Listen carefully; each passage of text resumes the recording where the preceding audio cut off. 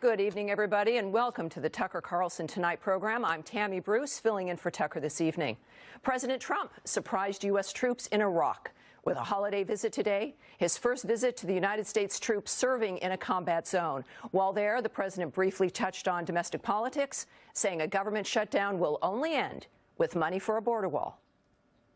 How long do you think the shutdown will last, Mr. President? Whatever it takes. I mean, we're going to have a wall. We're going to have safety. We need safety for our country.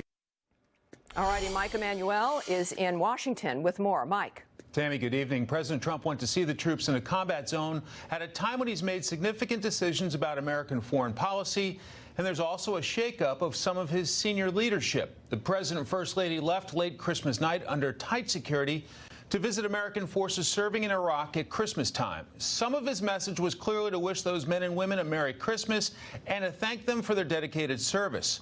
While the president has announced plans to withdraw troops from nearby Syria, he says he plans to keep them in Iraq, where they could still launch strikes against ISIS.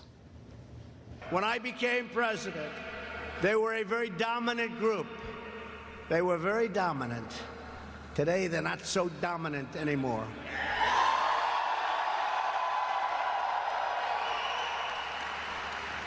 Great job.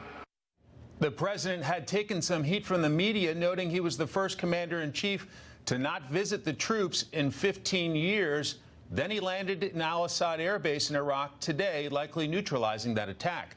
The commander-in-chief's first visit to a combat zone was with the First Lady and gave him a chance to hear directly from commanders on the ground.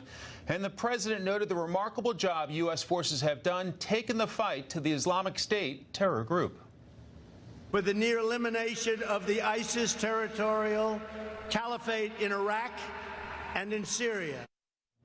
The timing of the trip comes as the Secretary of Defense and the Special Envoy for the coalition to defeat ISIS have both resigned.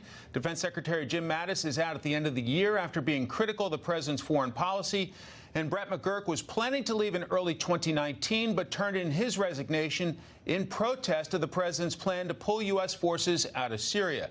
The president invited the Iraqi prime minister to the White House next year, and we're told he accepted the invitation. I should note Air Force One has touched down in Germany for a refueling stop where the commander-in-chief is meeting with more U.S. military personnel. Tammy? Great, Mike. Thank you. And I think you'd agree with the sound of that crowd out there that having a visit from the commander-in-chief sure is a lifter of morale. It seems like it went very well. No doubt about it. At Christmas time, it's great to hear from the boss. Indeed. All right, Mike, thank you very much.